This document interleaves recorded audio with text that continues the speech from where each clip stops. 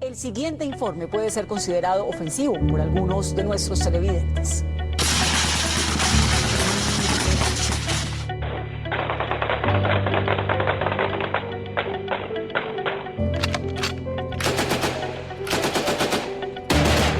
Bombas inteligentes que van exactamente al punto donde se encontraba el mono Jojoy. Este es el símbolo del terror. La insurrección.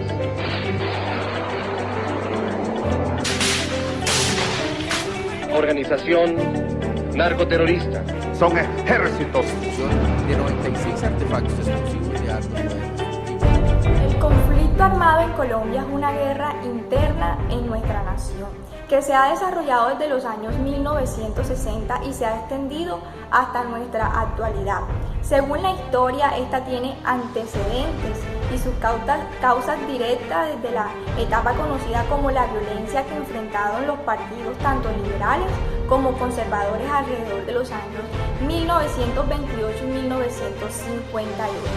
Este conflicto ha pasado por diferentes etapas, pero hubo una bastante grave que se dio alrededor de los años 1988 y 2012, cuando los actores armados comenzaron a financiarse a través de medios ilícitos, como el narcotráfico, como la minería ilegal, como el secuestro y diferentes actividades delictivas.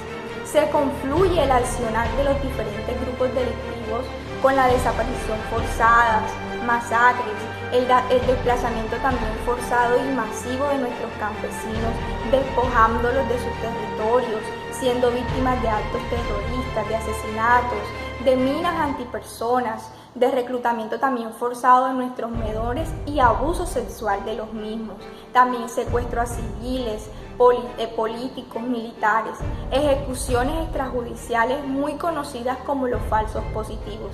Estos y muchos actos que han afectado significativamente la salud mental de nuestros ciudadanos, pero sobre todo de nuestros campesinos, que de alguna u otra manera han sido los más afectados. Hola, hoy nos encontramos con la señora Damaris Rodríguez, la cual fue víctima del conflicto armado en el municipio de Curumaní, Cesar. Seguido de esto le vamos a realizar unas preguntas, señora Damaris. Primera, ¿cómo fue la época en el municipio de Curumaní, Cesar, basándonos en el conflicto armado? fue una época muy traumada porque nosotros como niños no podíamos ser felices, ya que no podíamos salir ni a la calle ni muchas veces a nuestro centro de educación. ¿Recuerda usted algún suceso especial que se dio durante esta época?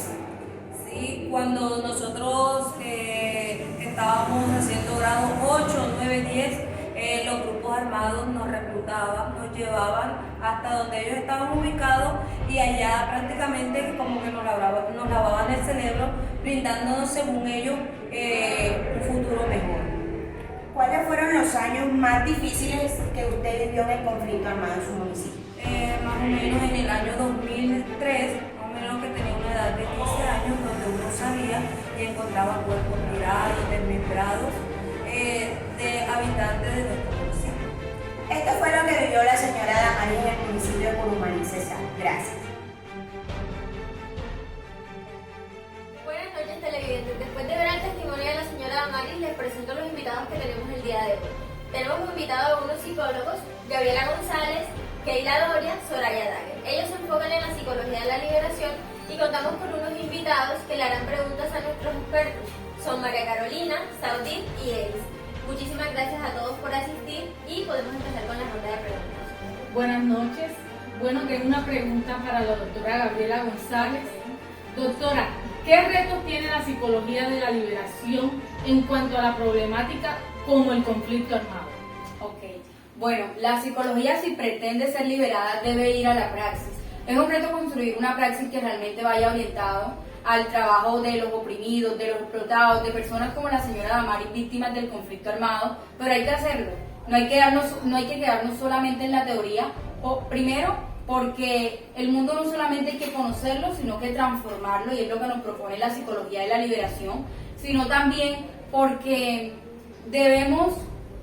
porque es la única forma de ir avanzando hacia la construcción de una nueva epistemología que vaya alejada del positivismo y del hedonismo. Mira qué lindo que Marx nos hablaba de asumir la tarea de derribar las relaciones sociales en que el ser humano es humillado o que es rebajado, por ejemplo, en situaciones como la que tuvo la señora Damaris. Y Martín Baró nos hace la invitación a hacerlo de manera colectiva, en una interlocución histórica con los sectores más populares, ¿ya? Entonces, desde la psicología debemos abordar la problemática con una inmersión social y no con una falta de inmersión social. Investigar, y todos investigamos, pero evitando caer en algunos errores, como en poblaciones selectivas, en escenarios artificiales, en la neutralidad científica, porque estos son los problemas que ha buscado enfrentar la psicología de la liberación, pues desde sus inicios, ¿ya? Algunas explicaciones teóricas han sido asumidas como la forma correcta de entender y de aprehender la realidad, pero no nos han dado respuestas con gran relevancia, o no nos han dado respuestas que realmente funcionen. Entonces, ¿qué te puedo decir? La liberación solo llega de la mano con una praxis comprometida con los sufrimientos y la esperanza de las poblaciones. Entonces hay que captar y ayudar a los demás a captar los mecanismos que nos oprimen y nos deshumanizan, y recuperar la memoria histórica, porque esta realmente es la base para una determinación mucho más autónoma del futuro. Gracias. Espero que haya podido responder tu pregunta. Sí, gracias. Muchísimas gracias, Gaby. Muy interesante todo lo que nos puedes aportar. Continuemos con la pregunta de nuestra invitada, María Carolina. Bueno, teniendo en cuenta que la psicología de la liberación se basa en 4 aspectos fundamentales, ¿cierto? Me gustaría saber, o me gustaría que usted, la doctora Keila Dorie, me explique alguno de ellos a través de los cuales pues se puede intervenir en todo lo que es la problemática del conflicto armado, que es la que se ve reflejada en el video. Bueno, muchas gracias por la invitación primeramente. Bueno, respondiendo a tu pregunta, sí, efectivamente, cuando hablamos de la psicología de la liberación, hablamos de que también tiene una base que son sólidas, en este caso son 4 ejes, que primero es investigarse, historizarse, problematización e implicarse, ¿cierto? Entonces te voy a hablar de 2, que es primero investigarse. Cuando hablamos de investigarse, claramente no podemos desprender la investigación de un proceso o de un fenómeno social como es este, que es el conflicto armado, que es lo que estamos hablando ahora, ¿cierto? ¿Por qué? Porque esto nos permite tener a nosotros una visión amplia, una visión más específica, objetiva de lo que realmente está pasando con la población, con el individuo que está inmerso en este contexto, ¿cierto? Ahora, al hablar de historizarse, es como estudiar o ver ese fenómeno social, cómo ha trascendido o cómo se ha visto inmerso en el recorrido a través del tiempo, ¿cierto? Entonces, esto lo que busca es estudiar el fenómeno social, el conflicto armado, con relación al contexto social, político, económico, y no olvidando el aspecto geográfico. Muchas gracias por responder. Muchas gracias, Keila. Continuamos con la última pregunta para nuestros expertos a cargo de... Bueno, buenas noches, doctora. Mi pregunta va dirigida para la doctora Soraya. Doctora Soraya, tenemos entendido que el conflicto armado deja secuela en la víctima, ¿cierto? Entonces, ¿qué relación guarda el conflicto armado, la psicología de la liberación y el trauma psicosocial? Bueno, Martín Baró me agrega un concepto de trauma psicosocial cuando ve inmerso esa secuela que es el conflicto armado. En este caso lo vemos en el caso de la señora Damaris, donde ella queda con esas secuelas, con esas heridas, con esas cicatrices que obviamente ella no puede volver a reestructurar su vida como era antes. Entonces, esto se inmersa en la psicología de la liberación cuando pretendemos estudiar el contexto social y el contexto y cómo se inmersan los traumas psicosociales en las personas, porque no solamente podemos hablar de que se ve conflicto en una ciudad, no, porque es que cada persona es diferente, se ve un trauma psicosocial diferente en cada persona. Entonces se ve esta relación de acuerdo a eso, a cómo la vive cada persona, las vivencias que tiene cada persona, se ve el contexto social, el contexto político, el contexto económico, porque va inmerso todo esto. Entonces esa es la relación que guarda en tu habitación.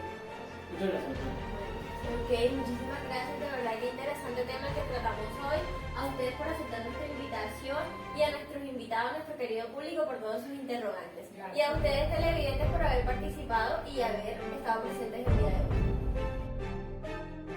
Para finiquitar, la psicología de la liberación sin duda alguna nos permite cuestionarnos y reflexionar el por qué es importante no naturalizar lo innaturalizable, que es totalmente pertinente que nos sintamos identificados con las situaciones sociales que se presentan en nuestro entorno.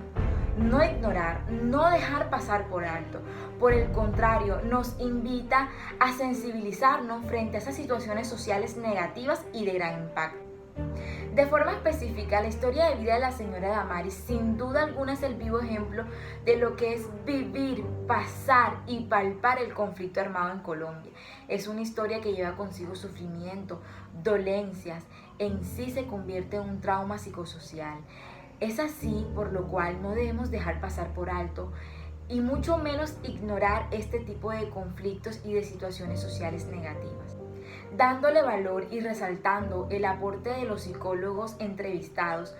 Nos deja muy claro de que sí se pueden realizar en historias de vida como la de la señora Damaris un proceso de investigación concreto, claro, un proceso de historización, de problematización y de implicación, permitiéndonos así humanizarnos frente a este tipo de historias de vida. Como lo decía Martín Baró, no se debe ignorar lo que está pasando en el entorno, por el contrario, debemos involucrarnos con el dolor ajeno.